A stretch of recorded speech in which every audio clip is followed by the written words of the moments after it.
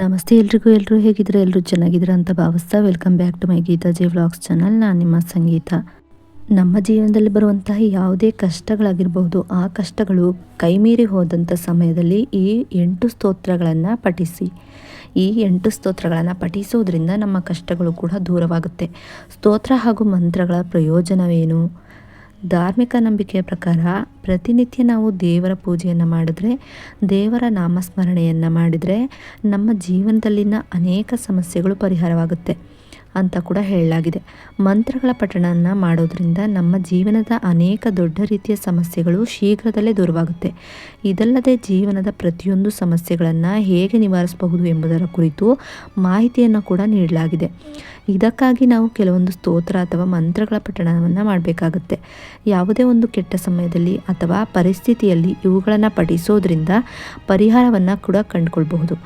ಇನ್ನು ಅಂಥ ಮಂತ್ರಗಳಲ್ಲಿ ಮೊದಲನೇದಾಗಿ ಹನುಮಾನ್ ಚಾಲೀಸು 40 ಸಾಲುಗಳ ಸ್ತೋತ್ರವಾಗಿದೆ.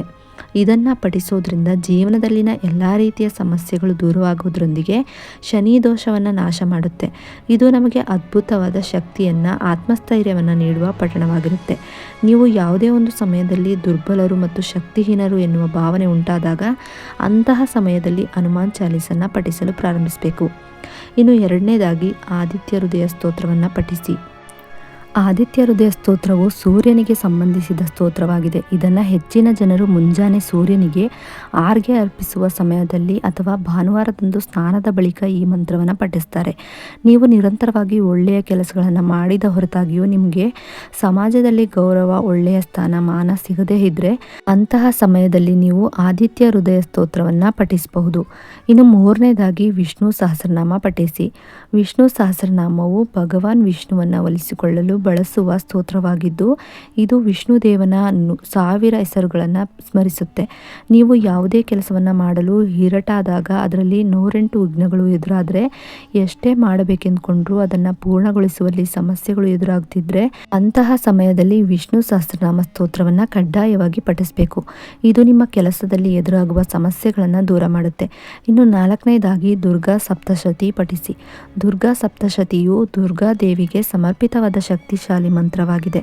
ದುರ್ಗಾ ಸಪ್ತಶತಿ ಪಠ್ಯದಲ್ಲಿ ಸುಮಾರು 13 ಅಧ್ಯಾಯಗಳಿವೆ. ಇದರಲ್ಲಿ ದುರ್ಗಾ ದೇವಿಯ ಮಹಿಮೆಯನ್ನು ವಿವರಿಸಲಾಗಿದೆ. ಅನೇಕ ಬಾರಿ ಮನೆಗಳಲ್ಲಿ ಕುಟುಂಬದ ಸದಸ್ಯರು ಯಾವುದೋ ಒಂದು ರೀತಿಯಲ್ಲಿ ಅಸ್ವಸ್ಥರಾಗಿರುವುದು ಕಂಡುಬರುತ್ತಿದ್ದರೆ ಅಂತಹ ಪರಿಸ್ಥಿತಿಯಲ್ಲಿ ನೀವು ದುರ್ಗಾ ಸಪ್ತಶತಿಯನ್ನು ಪಠಿಸಬೇಕಾಗುತ್ತೆ. ಇನ್ನು 5ನೇದಾಗಿ ಕನಕದಾರ ಸ್ತೋತ್ರ ಪಠಿಸಿ.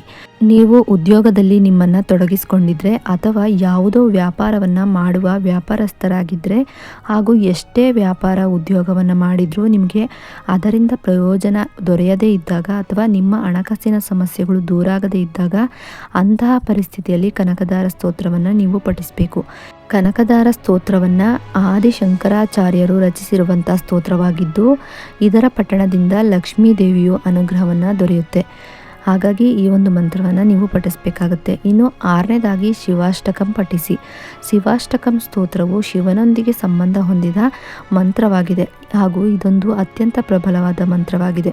ನಿಮ್ಮ ಮನಸ್ಸು ಚಂಚಲವಾಗಿದ್ದರೆ, ಯಾವುದೇ ಕೆಲಸವನ್ನು ಸಮಯಕ್ಕೆ ಸರಿಯಾಗಿ ಪೂರ್ಣಗೊಳಿಸಲು ನಿಮಗೆ ಮನಸ್ಸು ಒಪ್ಪದೇ ಇದ್ದರೆ ಅಂತಹ ಪರಿಸ್ಥಿತಿಯಲ್ಲಿ ನೀವು ಶಿವಾಷ್ಟಕಂ ಸ್ತೋತ್ರವನ್ನು ಪಠಿಸಬೇಕು. ಇದು ನಿಮಗೆ ಅದ್ಭುತವಾದ ಪ್ರಯೋಜನವನ್ನು ನೀಡುತ್ತೆ. ಇನ್ನು 7ನೇದಾಗಿ ಗಣೇಶ ಅಥರ್ವ ಶೀರ್ಷ ಪಠಿಸಿ. ಇದರ ಹೆಸರೇ ಸೂಚಿಸುವಂತೆ ಇದು ಗಣೇಶನಿಗೆ ಸಮರ್ಪಿತವಾದ ಒಂದು ಮಂತ್ರವಾಗಿದೆ. ಇದನ್ನು ಪಠಿಸೋದ್ರಿಂದ ಅಡೆತಡೆಗಳು ದೂರವಾಗುವುದು, ಮನೆಯಿಂದ ಮೇಲೆ, ಸಂಸಾರವೆಂದ ಮೇಲೆ ಭಿನ್ನಾಭಿಪ್ರಾಯಗಳು, ಮನಸ್ತಾಪಗಳು ಉದ್ಭವವಾಗುವುದು ಸರ್ವೇ ಸಾಮಾನ್ಯ. ಆದರೆ ಕೆಲವೊಂದು ಬಾರಿ ಇದು ಮಿತಿ ಮೀರಿದರೆ ಅಥವಾ ಮತ್ತಷ್ಟು ಸಮಸ್ಯೆಗಳನ್ನು ಹೆಚ್ಚು ಮಾಡಿದರೆ ಅಂತಹ ಸಮಯದಲ್ಲಿ ನೀವು ಗಣೇಶ ಅಥರ್ವ ಶೀರ್ಷವನ್ನು ಪಠಿಸಬೇಕು. ಇದು ನಿಮಗೆ ಹೆಚ್ಚಿನ ಲಾಭವನ್ನೇ ತಂದುಕೊಡುತ್ತೆ. ಇನ್ನು 8ನೇದಾಗಿ ಗೋಪಾಲ ಸಹಸ್ರನಾಮ ಸ್ತೋತ್ರ.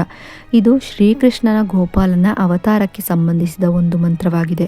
ಈ ಮಂತ್ರವನ್ನು ಸಂತಾನ ಭಾಗ್ಯ ಪಡೆಯುವುದಕ್ಕಾಗಿ ಪಠಿಸ್ತಾರೆ.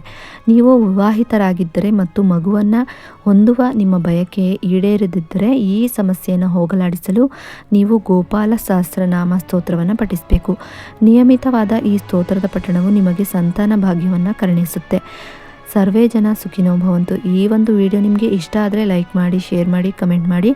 ಇನ್ನಷ್ಟು ಇಂಥ ಮಾಹಿತಿಗಳನ್ನು ನೀವು ಪಡ್ಕೊಬೇಕು ಅನ್ನೋದಾದರೆ ನನ್ನ ಗೀತಾ ಜೆ ವ್ಲಾಗ್ಸ್ ಚಾನಲ್ನ ಸಬ್ಸ್ಕ್ರೈಬ್ ಮಾಡಿಕೊಂಡು ವಿಡಿಯೋನ ನೋಡಿ. ಸಬ್ಸ್ಕ್ರೈಬ್ ಪಕ್ಕ ಬೆಲ್ ಐಕನ್ ಬಟನ್ ಇರುತ್ತೆ, ಅಲ್ಲಿ ಆಲ್ ಆಪ್ಷನ್ ಮೇಲೆ ಕ್ಲಿಕ್ ಮಾಡಿದ್ರೆ ನಾನು ಯಾವುದೇ ರೀತಿ ವಿಡಿಯೋ ಮಾಡಿ ಅಪ್ಲೋಡ್ ಮಾಡಿದ್ರು ಕೂಡ ನಿಮಗೆ ನೋಟಿಫಿಕೇಶನ್ ಮೂಲಕ ಮೊದಲು ಬಂದು ತಲುಪುತ್ತೆ. ಆಗ ನೀವು ನನ್ನ ವಿಡಿಯೋನ ಮಿಸ್ ಮಾಡದೆ ನೋಡಬಹುದಾಗಿರುತ್ತೆ. ವಿಡಿಯೋ ನೋಡಿದ್ದಕ್ಕಾಗಿ ಥ್ಯಾಂಕ್ ಯು ಫಾರ್ ವಾಚಿಂಗ್.